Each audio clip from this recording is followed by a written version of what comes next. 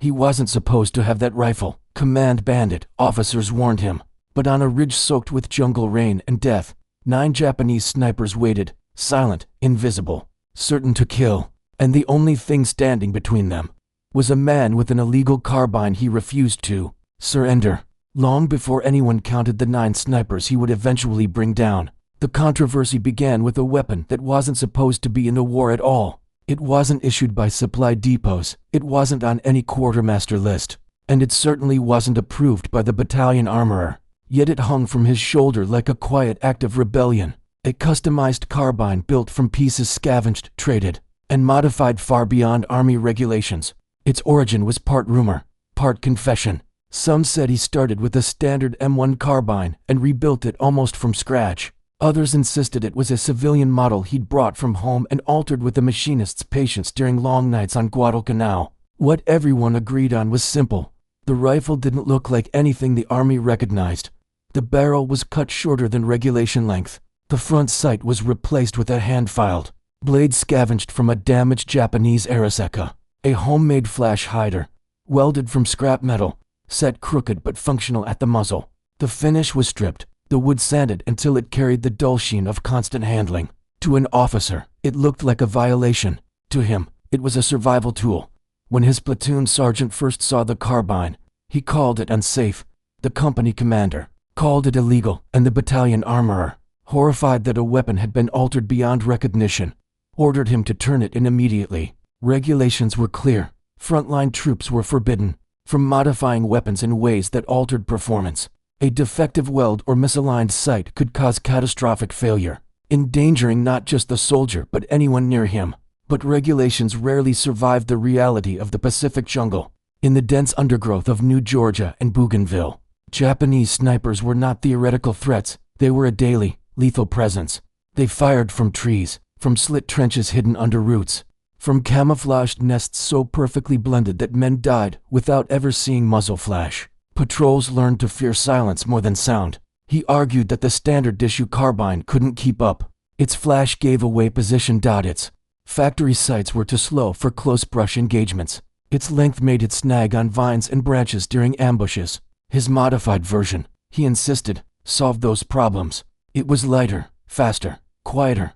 Officers didn't want to hear it. He was written up twice for refusing to surrender it.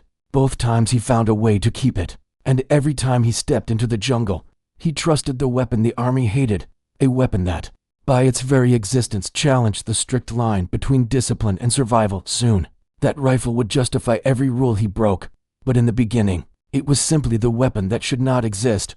By the time American troops pushed deeper into the Solomon Islands, the jungle had already earned a reputation as the most silent killer of the war. Heat, disease, and terrain were constant threats, but nothing compared to the unseen marksmen who watched from the shadows. Japanese snipers, disciplined to the point of fanaticism, turned entire forests into hunting grounds where every vine, every leaf, every stillness in the air carried the possibility of death. Their patience bordered on inhuman. Many were trained to remain motionless for hours, even days, their rifles balanced on tree limbs, roots, or the lip of a cave. Some tied themselves into branches so high that even binocular sweeps missed them entirely. Others crawled into burrows, carved into hillsides, firing from openings smaller than a fist. A single sniper could immobilize an entire platoon, forcing men to crawl through mud or freeze in place, afraid to lift their helmets even an inch. Camouflage was their art. Palm fronds, mud, moss, woven grasses, strips of bark, all shaped carefully around helmets and uniforms to dissolve their outlines.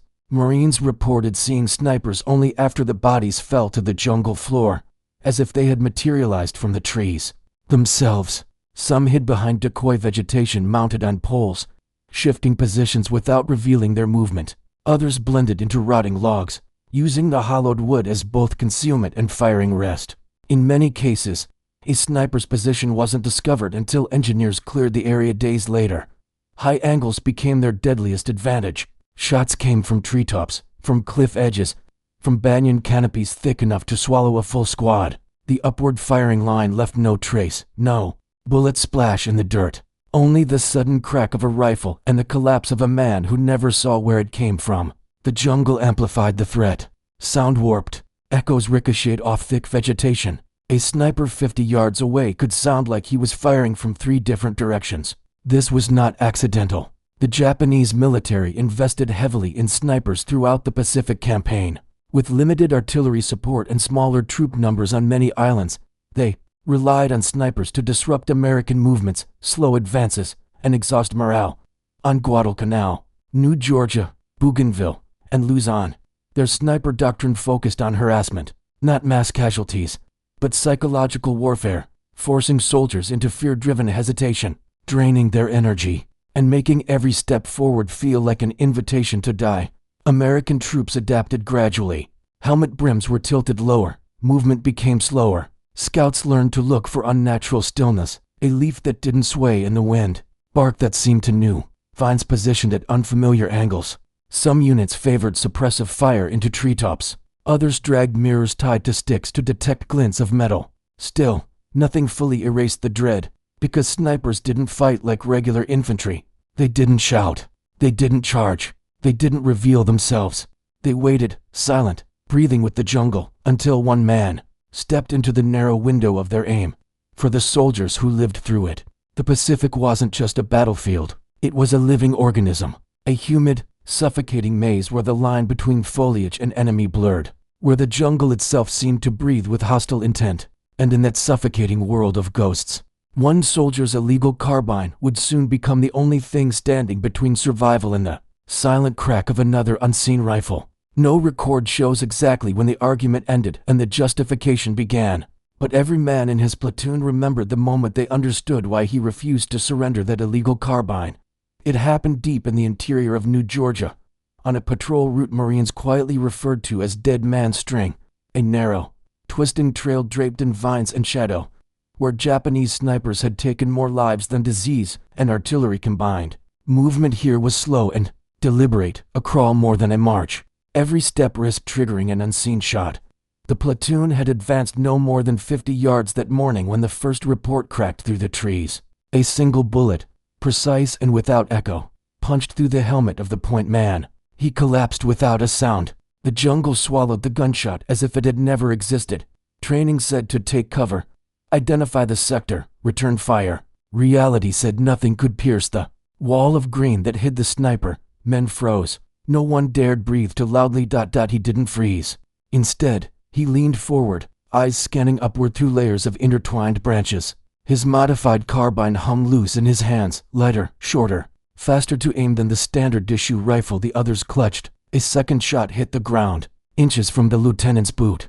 The sniper was adjusting, calculating, waiting for panic. But panic didn't come.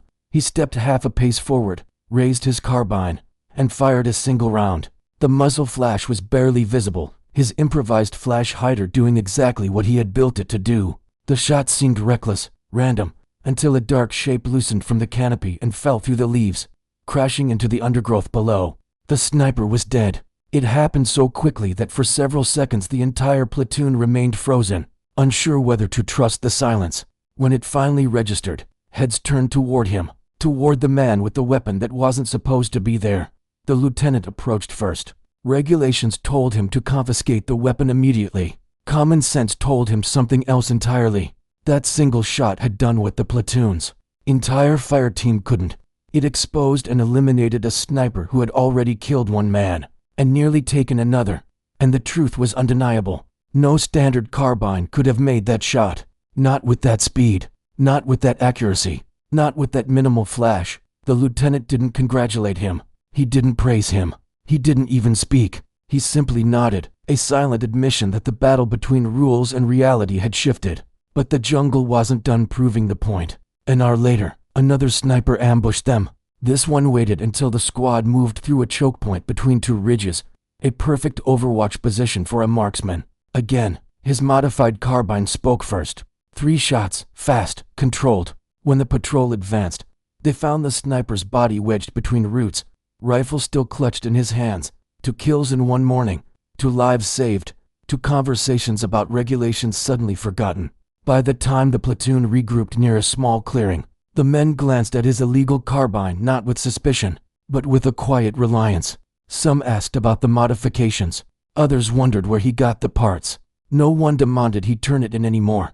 In the Pacific, survival carried more weight than orders.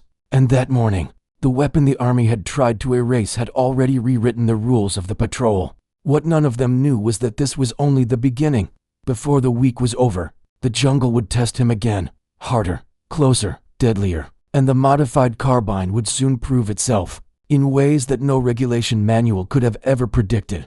The story spread long before anyone wrote it down, in mess tents, in foxholes, on transport ships headed to the next island. Men repeated the same line in low, uneasy voices. He dropped 9 snipers in 2 days, but those 48 hours didn't begin with glory. They began with exhaustion, fear, and a jungle that refused to let anyone sleep. The snipers had returned. On the northern slopes of the Munda Trail, Japanese marksmen launched a coordinated harassment campaign designed to halt the American advance. They moved like shadows, firing once, relocating, firing again. Their goal wasn't to kill dozens, it was to break momentum, to keep Americans pinned, crawling, second-guessing every movement, for 2 days straight. The jungle trembled under their silent pressure. At dawn of the first day, a single shot cracked from a ridge line. A medic fell. The platoon dove behind roots and fallen trees. No one could see the shooter. The ridge looked empty, motionless. Men whispered, terrified to speak above a murmur. He didn't wait for permission. He slipped to the flank, using the undergrowth as cover, climbing the ridge from an angle the sniper wouldn't expect. His modified carbine, stripped of unnecessary weight, allowed him to move faster, quieter. Halfway up, he spotted it, not a face, not a rifle, but a patch of leaves angled unnaturally against the morning light. One shot. One body tumbled through the branches. Before the platoon could breathe, another sniper opened fire from the opposite slope. The ambush was layered, carefully planned. This time, he didn't search. He reacted. 3 rapid shots into a shadowed fork of a tree. The firing stopped instantly. By midday, the count had reached 4. Each shot came from a different height, a different angle, a different form of camouflage. Each time, he advanced alone, relying on instinct, training, and a weapon the army had never wanted him to use. Yet the second day was worse. A fog settled over the valley, muting sound and distorting distance. Snipers loved conditions like these. They fired through the mist, counting on confusion to hide their positions. Men stayed prone for hours. No one dared stand, but he crawled forward, inch by inch, using the fog as his own camouflage. His illegal carbine's subdued muzzle flash gave no warning. 2 snipers fell within minutes, one from a banyan canopy, the other from a stone outcrop. The last 3 came during the evening push, when visibility dropped to near darkness. He caught their silhouettes only by the slightest shifts, a rifle barrel adjusting, a leaf trembling against the wind's direction. 3 shots, 3 impacts, silence. 9 snipers in 2 days. When the fog lifted the next morning, the platoon advanced without a single casualty. The first time in weeks, and every man knew why. The snow finally stopped sometime before dawn, leaving the camp wrapped in a muffled, eerie stillness. Hannah woke to the metallic whistle that usually tore through the barracks like a blade. But today, it sounded softer, almost hesitant. She sat up, rubbing the sleep from her eyes. Across from her, Greta was already awake, boots half-laced, staring into the space between her hands as if trying to read a message written in the cold air. You didn't sleep, Hannah whispered. Greta lifted a shoulder. Dreams kept pulling me back. She didn't explain further. She didn't need to. Dreams were often worse than the waking world. The women lined up outside, boots crunching on the hard snow. The American guards stood differently today, tense, glancing toward the gate more than usual. Something was happening. One of the older prisoners, Ilse, leaned close. Maybe we're being moved, she murmured. Or released. Hannah wanted to believe her. She also knew hope was a reckless thing sharp enough to cut skin if held wrong. They marched to the mess hall. Hannah expected the usual, thin porridge steaming in dented metal bowls. But instead, as she stepped inside, a wave of warmth and unfamiliar smells hit her, rich, savory, comforting. And there it was again. Turkey. Real turkey. The same food that had confused her weeks ago, when she thought cranberry sauce was some strange American dessert. But today it looked different. Or maybe she was different. A young American private barely older than Hannah had been. Before the war set a tray on the table in front of her. He gave a small nod, almost respectful. Hannah blinked at the food, at the unexpected kindness folded into it. Greta nudged her. Eat before it gets cold. Hannah took the first bite. Warmth spread across her tongue.